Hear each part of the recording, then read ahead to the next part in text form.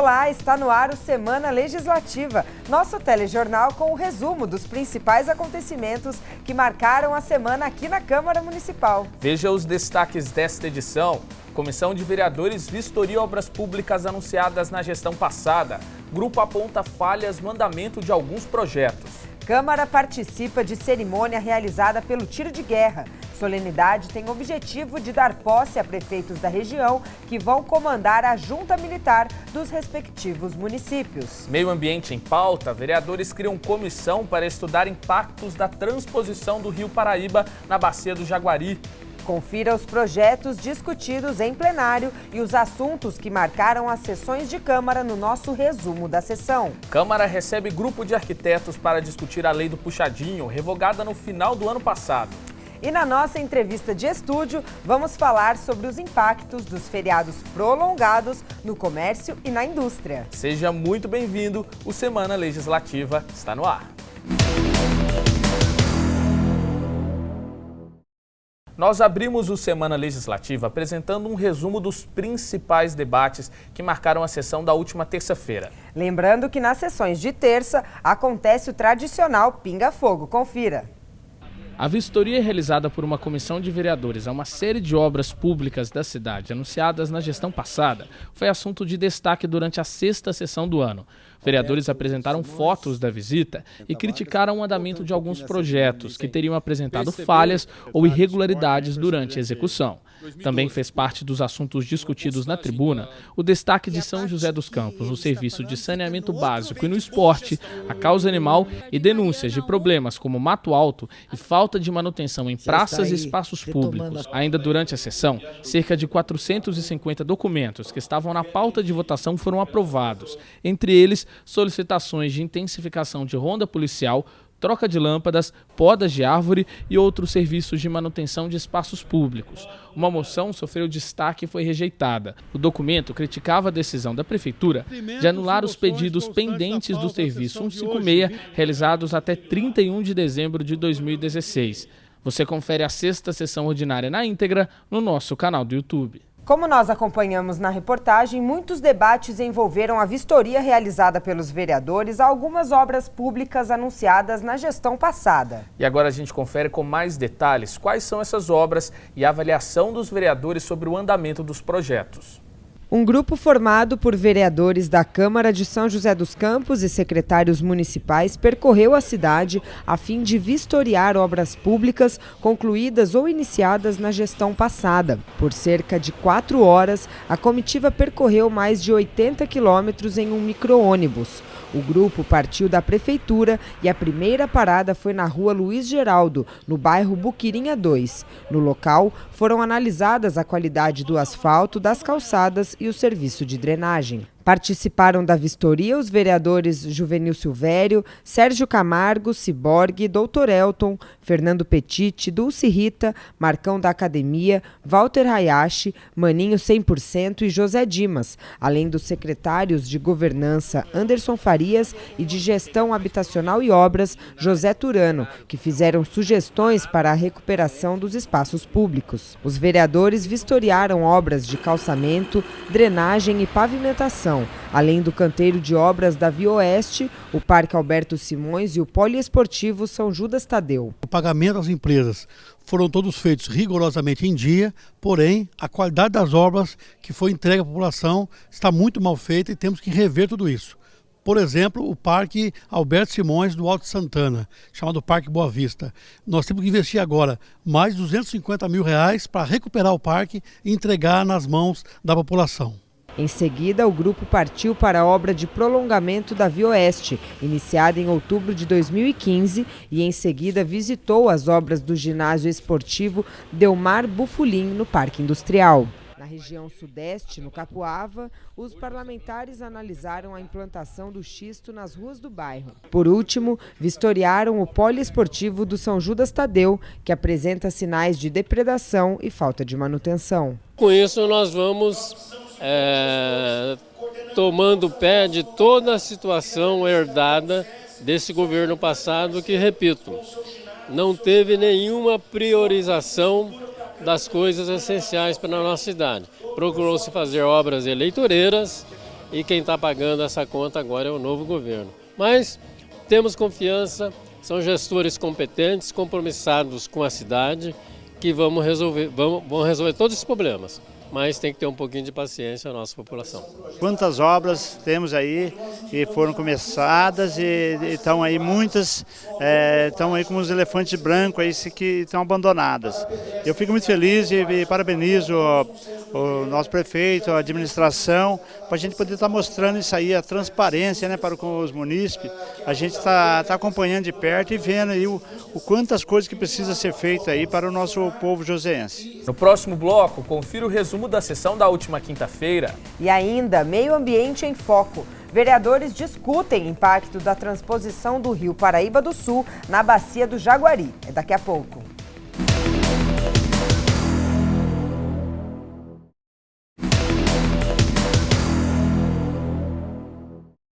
Olá, estamos de volta com Semana Legislativa. Agora você fica por dentro dos principais projetos aprovados na sessão da última quinta-feira. Acompanhe. 3 projetos de lei que constavam na pauta de votação da 7ª sessão do ano não puderam ser votados porque o vereador Zé Luiz não abriu mão do prazo de emendas. Outro projeto apreciado e aprovado pelos vereadores é de autoria do vereador Wagner Balieiro, que denomina a Rua 6 do loteamento Jardim dos Coqueiros de Rua Maria Aparecida Ambrósio. Ainda durante a sessão, foi incluída para a leitura a proposta que revoga a alteração no plano de cargos de carreira da Câmara.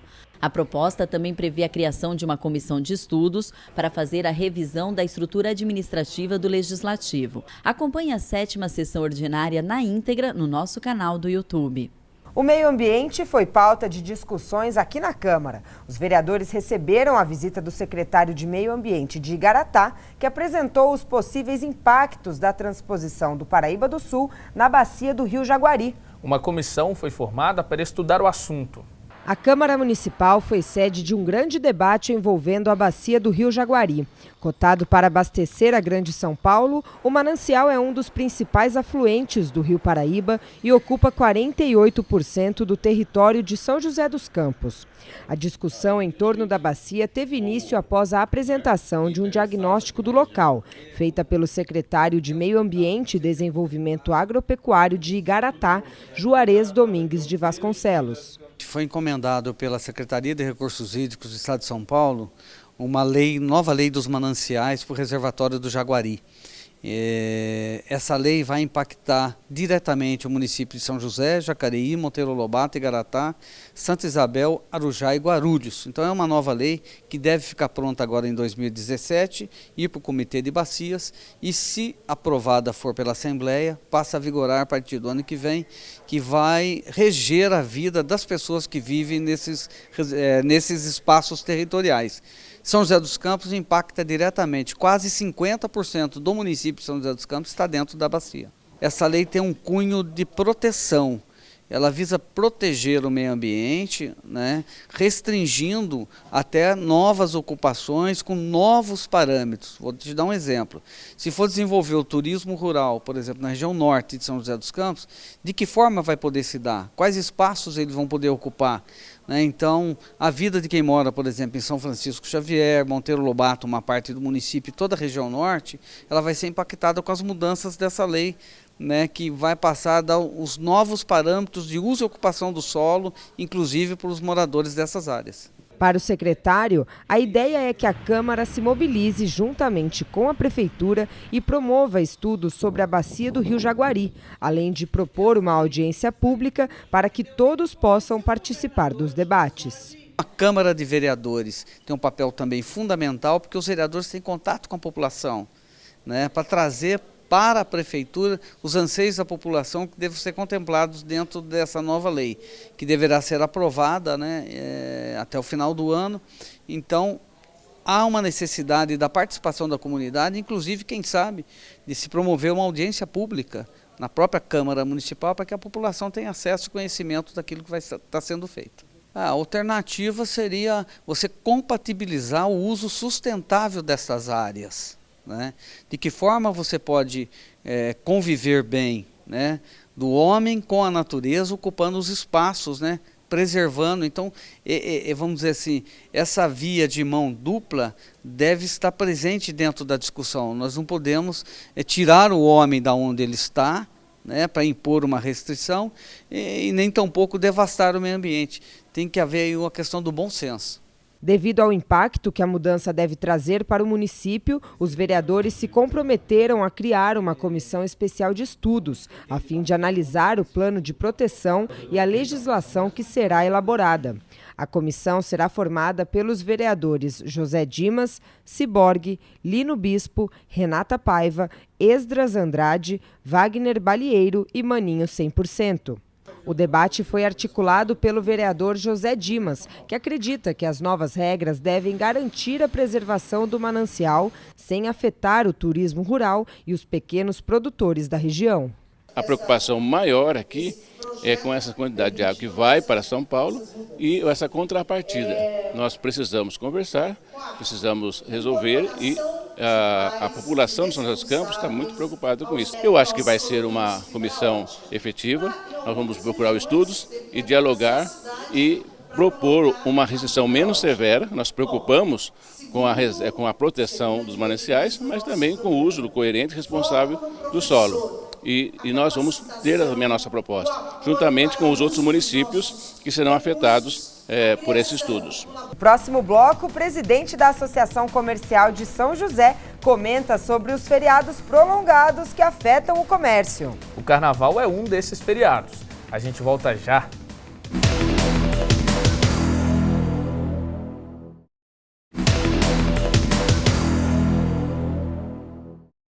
Olá, o Semana Legislativa está de volta. O carnaval já chegou e, como a gente sabe, são 5 dias de festa, no feriadão.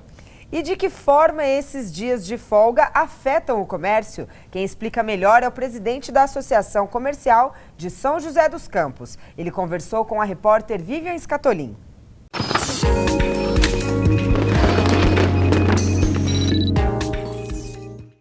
Olá! 2017 conta com 9 feriados prolongados e, apesar dessa notícia ser animadora para os trabalhadores, não é motivo de comemoração para a indústria e para o comércio. Sobre esse assunto, eu converso com Humberto Dutra, que é vice-presidente da ACI, Associação Comercial e Industrial de São José dos Campos. Obrigada pela presença aqui no nosso estúdio, viu? Estamos à disposição. A FEComércio de São Paulo estima em mais de 10 bilhões a perda do varejo, principalmente no setor calçadista e dos supermercados, e a Fijan estima em 66 bilhões as perdas para a indústria no país todo. Como que é a situação aqui em São José? A situação em São José é igual, né, ou até mais do que certas regiões do país, porque São José é uma cidade, apesar de muito bem localizada, próxima a São Paulo, próxima à montanha, próxima às praias. Isso facilita o esvaziamento da cidade. E a ACI, ela se preocupa como um todo, né? Ela se preocupa com a questão da produção da indústria, ela se preocupa com o comércio, os prestadores de serviço, né? Todos esses setores que movem a economia da cidade, né, e do país também, sofrem com essa situação. Então isso é preocupante, porque o Brasil exagera, né, nos feriados, não é? Apesar de que todos nós gostamos de feriado, quem não gosta? Mas nós precisamos entender que existe a necessidade da movimentação, da cidade estar em movimento e para isso o comércio precisa estar aberto, as empresas de serviço precisam estar prestando os seus serviços e a indústria produzindo. Então, nós passamos por essa situação. Compensa para o empregador manter um funcionamento, seja de uma indústria ou de um comércio, no feriado, ou é muito caro? Olha, é caro, porque a hora extra dobra. E num momento de crise, num momento em que todos estão arregaçando as mangas dentro, né, do possível, fazendo a sua parte da forma mais inteligente e criativa possível, no momento de recessão, você ter né, salários dobrados num feriado e em contrapartida você ter uma cidade ainda parcialmente esvaziada, que é no caso do comércio, por exemplo, entendeu? Ou mesmo da indústria ou dos prestadores de serviço, né, gera realmente um custo a mais e realmente os empresários vivem um momento de muito equilíbrio. Então não dá para você ficar adicionando mais custo aos seus custos do dia a dia. Pensando em soluções, né? Algumas instituições, organizações como, por exemplo, a FEComércio, a FIJAN, elas têm sugerido, né, possíveis soluções. Por exemplo, a revisão das pontes, né, da emenda, quando é numa terça ou numa quinta, né, como uma forma de combater a recessão econômica e deslocar os feriados para segunda ou para sexta-feira, ou até concentrar em um dia por mês, quando acontece de ter mais de um feriado no mesmo mês, né? Qual que é a posição da CI, né, dos empresários com relação a essas possibilidades? Volto a repetir, quem é que não gosta de feriado? Mas, obviamente, levando em consideração o momento de recessão e o exagero, ao mesmo tempo, de tantos feriados, a ideia não é má. É uma ideia que precisa ser estudada, mas ela precisa ser bem composta, né?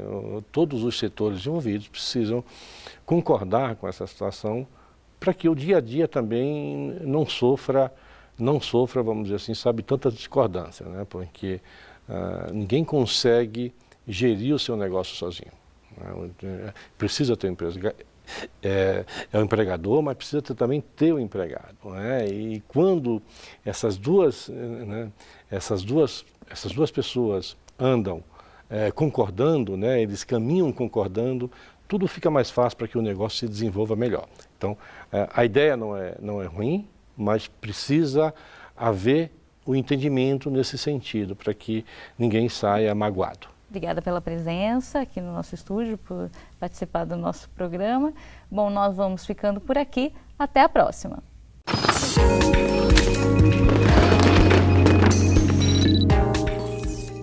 E no próximo bloco, arquitetos visitam a Câmara para discutir a revogação da lei do puxadinho. E ainda, vereadores participam de cerimônia de posse de prefeitos de 11 cidades da região como presidentes da Junta Militar. A gente volta já.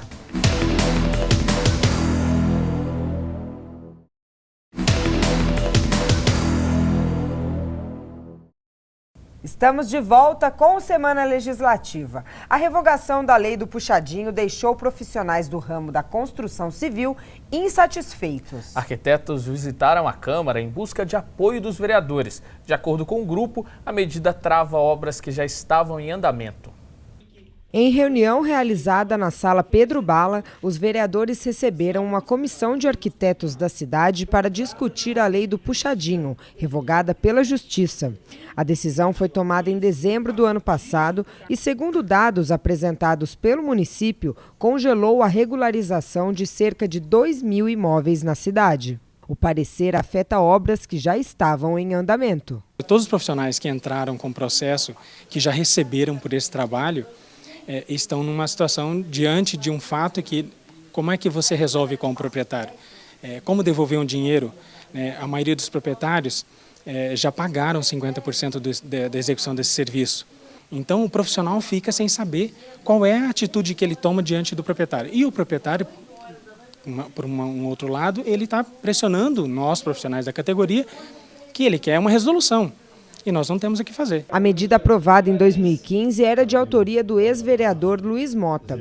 A lei permitia que imóveis construídos de forma irregular pudessem ser legalizados, desde que estivessem em loteamento regularizado e fora da área de risco ou de preservação ambiental. Como a lei chegou a vigorar na cidade, os representantes pediram para que os projetos de regularização protocolados antes da decisão judicial possam ser analisados mesmo com a revogação da proposta. Os vereadores se comprometeram a analisar o caso. Quem está sendo afetado que são os moradores. Essa lei ela pode prejudicar porque tem processo que está em andamento E quando está em andamento fica travado, você não sabe se vai andar para frente ou vai ter que recuar, ou se isso pode ou não. Eu acho que cabe à Prefeitura, né, julgar isso, né, fazer esse levantamento pente fino que a Prefeitura está fazendo nos processos e também ter o bom senso por lado da Justiça, né? Por lado, porque senão como é que vai ficar essas pessoas que entraram dentro do prazo de uma lei vigente e como que vai ficar quem já foi julgado? Seguramente tem mais de 2.000 processos que já estão protocolados. Os que não foram, infelizmente não tem jeito, precisa de esperar a decisão final, né, no julgamento do mérito para ver o que faz. Se for contrário à lei, naturalmente, aí tem que se estudar uma outra maneira de como resolver essas construções que estão irregulares no nosso município. Vereadores acompanharam a cerimônia de posse de 11 prefeitos da região que agora assumem o cargo de presidente da Junta Militar. A solenidade aconteceu no auditório do Senac de São José. Acompanhe. Uma foto para marcar um compromisso. O apoio da Câmara de São José dos Campos ao tiro de guerra da cidade. Vereadores acompanharam a cerimônia de posse de 11 prefeitos eleitos da região do Vale, que se tornaram oficialmente presidentes da Junta Militar dos respectivos municípios. Os parlamentares destacaram a importância da instituição no cenário local. A Junta aqui de São José já atinge outras cidades, dão apoio a esses jovens que vêm para o alistamento, porque é muito difícil para esses jovens, aonde eles residem às vezes, vir deslocar até a força do Exército, Marinha ou Aeronáutica. Então essa Junta Militar, ela tem essa missão de estreitar esses laços, melhorar a logística para esses jovens poderem ser atendidos e com certeza, é claro, melhorar o atendimento das nossas Forças Armadas no Brasil inteiro. É uma atividade que eu acho de suma importância para todos os jovens. Eu recomendo, né, que todos os jovens devam servir. Primeiro que ele adquire o sentimento de grupo, sentimento de time, entendeu? Então, e o principal, a disciplina, esse sentimento de amor à pátria, esse sentimento de ser útil à nação, é uma coisa que deveria estar enraizada em todas as pessoas, seja da idade que for. A Junta Militar é orientada pelo Exército Brasileiro, que determina como a instituição deve funcionar. Porém, cabe ao município administrar a entidade, cedendo espaço, funcionários e materiais. Por isso, os prefeitos são os presidentes da Junta Militar. São José dos Campos é uma das sedes regionais da Delegacia de Serviço Militar, formada por 11 municípios. A principal função da Junta é promover o alistamento e realizar serviços de documentação. É um trabalho social, né? Uma oportunidade desses jovens ter um exercício de cidadania, de educação. Então é uma grande oportunidade para que a população de São José, no caso esses jovens que passam por esse curso, também com certeza saem bem melhores do que quando entraram. Então a gente acompanha de perto e vai fazer o possível para ajudar dentro da responsabilidade que nos cabe. O presidente da Junta, ele é o responsável por fazer funcionar a Junta de Serviço Militar. Então, se a junta do seu município não tiver as condições mínimas de prestar serviço ao cidadão dessa cidade, essa junta terá que ser fechada e esse jovem obrigatoriamente vai ter que procurar uma cidade mais próxima para poder resolver a sua situação. Para o segundo-tenente Carlos Fernando de Oliveira, delegado de Serviço Militar de São José, uma gestão parceira entre a Câmara, a Prefeitura e os militares é fundamental para melhorar o atendimento oferecido na instituição. As instituições, elas têm que estar o mais unida possível para que a gente possa fazer o melhor trabalho para o nosso cliente, que é o cidadão. Sem o cidadão, não existe exército, não existe prefeitura, não existe governo federal e a gente não consegue trabalhar. E se depender dos vereadores, a Câmara vai atuar na promoção da entidade. Nós, a Câmara, fazendo essa fiscalização, fazendo essa unificação, ajudando essa construção é muito importante. É importante também na questão, como o próprio prefeito Felício disse aqui, da formação do cidadão, né, através do serviço militar. Pode ter certeza, no que for possível, se tratando do poder público, para poder ajudar o tiro de guerra na nossa cidade, a Câmara e a Prefeitura fará todo o esforço possível para poder realmente continuar essa parceria, que é muito importante para o tiro de guerra e também para a nossa cidade. O Semana Legislativa fica por aqui. A gente agradece a sua companhia e até a semana que vem.